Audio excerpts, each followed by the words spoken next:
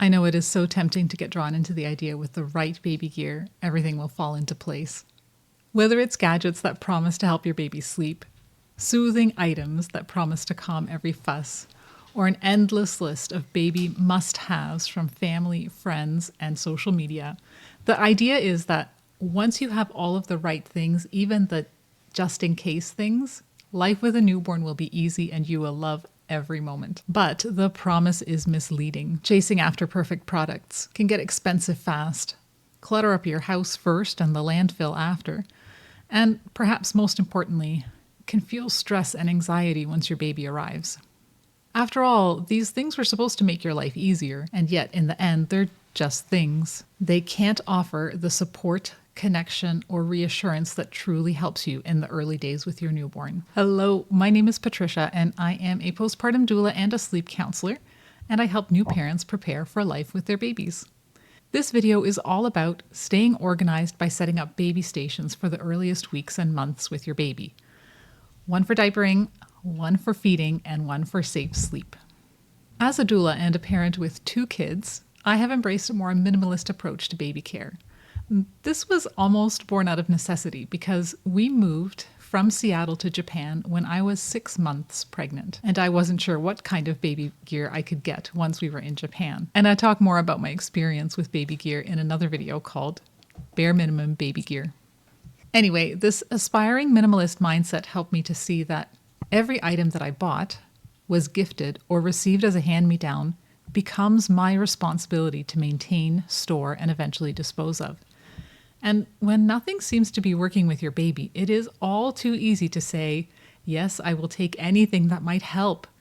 But soon you're surrounded by things that only worked for a day or two, were too inconvenient to use regularly, or were just too hard to clean. But this approach does not mean that you should live with less because less is better. It's about choosing to be intentional.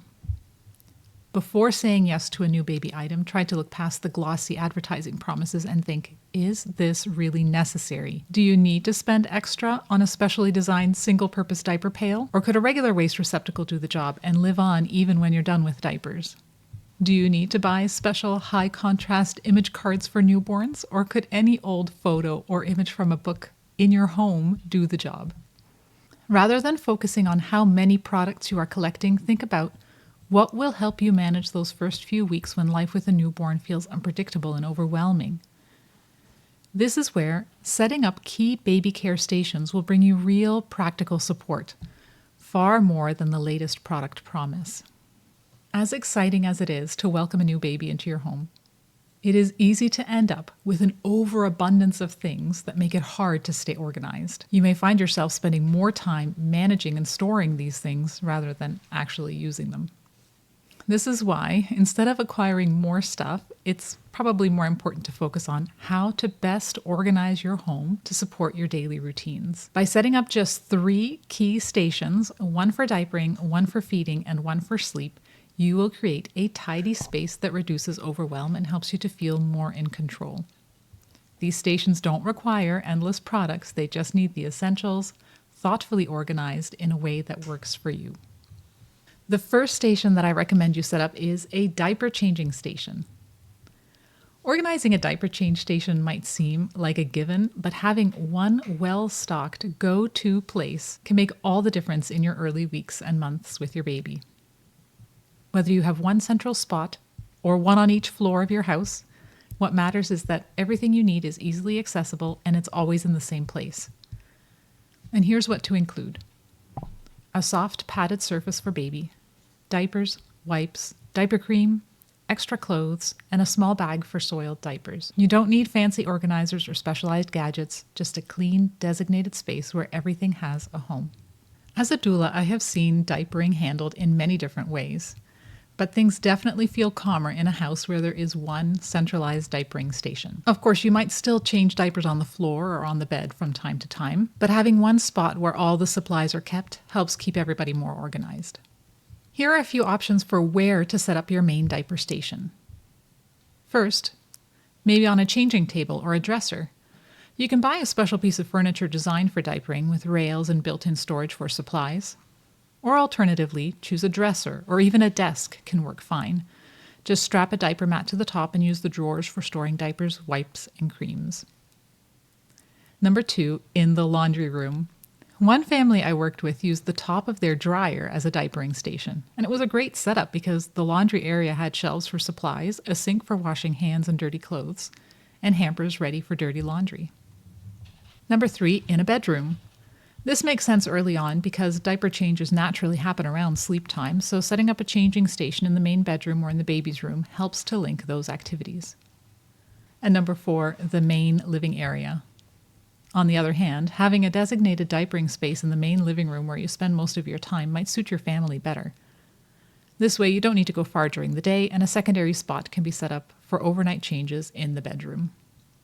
Whatever spot you choose, make it the go-to location where everything from unopened wipes to diaper cream lives. This makes it easy to grab what you need when packing your diaper bag and allows others to change a diaper without needing to ask where things are. All right, secondly, you'll want to set up a feeding station. Feeding a newborn, whether by breast or bottle, can take more time than you might expect, sometimes 30 minutes or more per session. And many babies fall asleep after a good feeding, which means you may end up spending quite a bit of your day in that spot, burping and holding a sleepy baby.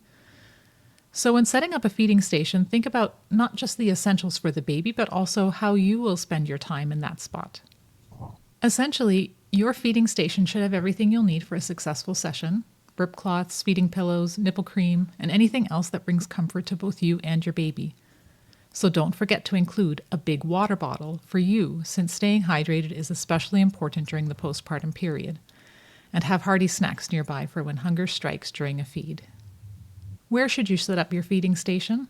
Well, for most families, it's practical to set it up in the main living area because, truthfully, you'll likely spend a lot of your time there in the first few months.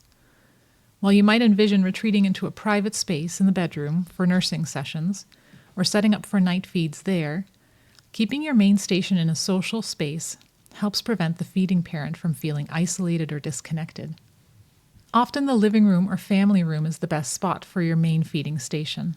Not only will it allow you to engage with visitors, older children, or your partner, but it also gives you access to entertainment, whether that's watching TV, reading a book, or enjoying the view outside the window during longer feeding sessions. And of course, you can also set up a secondary station in the bedroom for nighttime feeds, but be mindful that spending too much time there during the day might feel isolating. Wherever you choose, make sure the space is comfortable. Consider placing a chair or a sofa with good back support, a small ottoman for your feet, and a side table nearby for easy access to everything you'll need. Don't forget to set up near an outlet for charging your phone or your tablet. You'll appreciate being able to stay connected or entertained during those long feeds and the naps that follow. And lastly, your sleep station.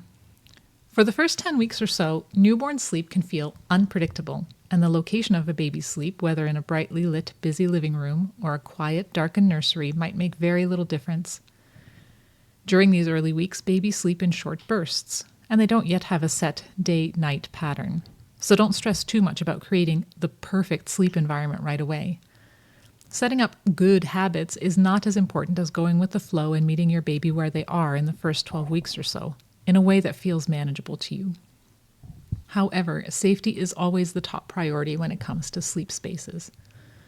While the location might not matter as much, there are a few places that your baby should never sleep for safety reasons. Firstly, in swings and bouncy seats. The incline of these seats can cause babies to tuck their chins when they fall asleep, and it may restrict their airway and make it harder to breathe. Secondly, sleep surfaces with soft, fluffy blankets or pillows. A soft sofa or a soft bed with loose blankets can pose a suffocation risk. Number 3, in your arms or on your chest when you're dozing off. It might feel cozy, but falling asleep with your baby in your arms, especially in an armchair or in a sofa, can lead to accidents. And lastly, your baby should not sleep in an unprepared adult bed. If the adult bed isn't prepared for safe bed sharing, especially if there are soft pillows, blankets, or other people in the bed, it poses a risk. Safer bed sharing can happen, but it requires special preparation, and it's safest when only the nursing parent is in the bed with the baby. A safe sleep space for a baby boils down to simplicity. Any flat, firm surface that's free of blankets, bumpers, toys, or strings will do the job. For example, you might choose a bassinet or a pack and play. Many families prefer something portable, like a bassinet, that can be easily moved from room to room, allowing you to roll it into the living room during the day and into the bedroom at night. A pack and play is another great option. It's versatile, it travels well, and it can be used as a sleep space all the way until your baby is ready for a bed. Choose soft fitted sheets that fit snugly over the sleep surface to avoid bunching, and avoid loose blankets or pillows, as these pose a safety risk. Lastly, while sleep tools like white noise machines, dimmable night lights, or room darkening shades can't really make your baby sleep longer in the early weeks, they can be really helpful to create a calm and familiar sleep environment that might help as your baby grows. And the white noise at a moderate setting can also mask household sounds if the baby's sleeping in the living room or near other activity. So where to set up your baby's safe sleep space? For the first couple of months, you don't have to worry too much about creating the perfect sleep environment. In those early weeks, babies are just as likely to nap in a bassinet in the living room as they are in a quiet nursery. The key is finding what's convenient and meaningful for you, whether that's rolling a bassinet into your living space during the day or establishing the crib as the one sleep space. However, having a consistent sleep space where your baby can go for every nap and overnight is important for building a sense of comfort and predictability around sleep. When your baby becomes familiar with a specific place for sleep, it helps to create a routine that can help with smoother transitions as they grow, especially when they're ready for independent sleep. And while it's okay to nap wherever is convenient at times, having a go-to sleep space promotes a comforting sleep environment that can help babies settle into more consistent sleep patterns. The most important thing is to always ensure that no matter where your baby is sleeping, it's a safe sleep space. When you create one designated sleep station that's easy to access and set up for safe sleep, you'll feel more at ease, even during those unpredictable newborn days.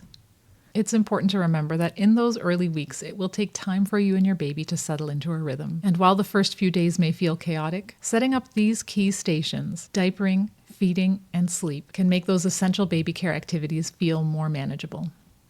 It all comes down to the home organizational principle of giving everything in your house a home, a designated spot when it's not in use. When anyone can find what they need without searching, the emotional load is lighter, the frustration eases, and it's easier to feel like you're in control, even in a season of constant change. All right, this video draws heavily from one of my lessons in my Prepping for Parenthood course. If you love this content, I encourage you to explore the course for more in-depth information and support. By enrolling in Prepping for Parenthood, you'll gain access to a wealth of knowledge and support that can make a significant difference in your postpartum experience. And of course, I want to hear from you. Your experiences and insights are valuable, not only to me, but also to other new parents who may come across this video. So leave me a comment below. Will you be setting up stations to try to stay organized? How will it work in your house? This video is part of an ongoing series. Last week was all about bare minimum baby gear, and next week will be about simplifying your life with a newborn with automation and delegation. Stay tuned for that, and I'll see you next time. Bye-bye.